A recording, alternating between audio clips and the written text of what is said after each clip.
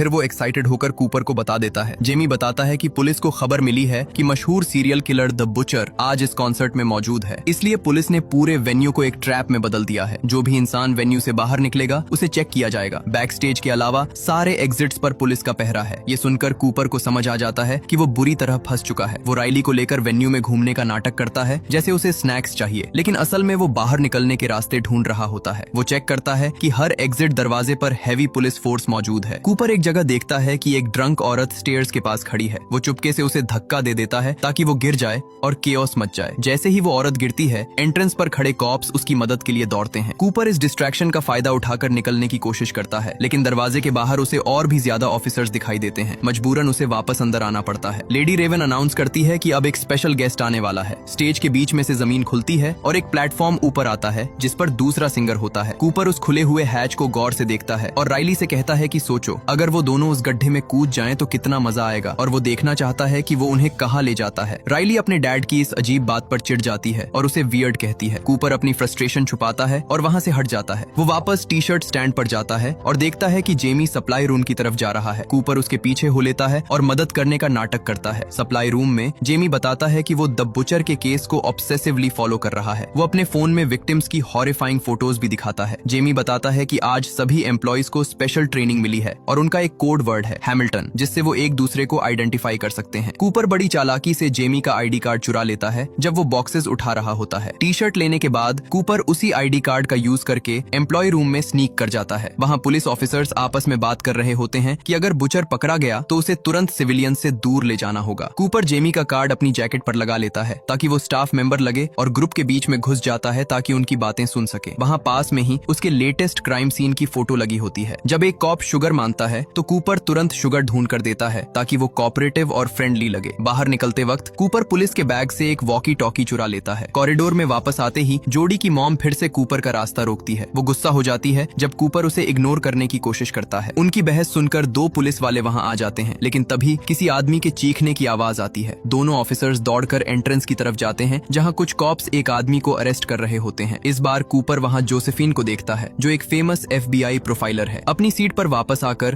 Cooper चुपके से एक ईयरबड लगाता है और पुलिस रेडियो सुनने लगता है। रेडियो पर कंफर्म होता है कि जिस आदमी को अरेस्ट किया गया था वो बुचर नहीं था, बल्कि एक मामूली चोर था जो पुलिस को देखकर पैनिक हो गया था। अब पुलिस ऑफिसर सीट्स के बीच में घूमकर लोगों के चेहरे स्कैन कर रहे होते हैं। रेडियो पर कूपर सुनता है कि सस्पेक्ट एक 30 साल का व्हाइट मेल है और उसके राइट आर्म पर एक एनिमल टैटू है। कूपर के हाथ पर वैसा ही टैटू होता है। वो घबरा जाता है, लेकिन किस्मत से उसे किसी लड़की के बैग पर एक ब्रेसलेट मिलता है। वो उस ब्रेसलेट को पहन लेता है ताकि उसका टैटू छुप जाए। अपने फोन पर वेन्यू का मैप चेक करने के बाद वो राइली से झूठ बोलता है कि वो अपना credit card T shirt stand पर भूल आया है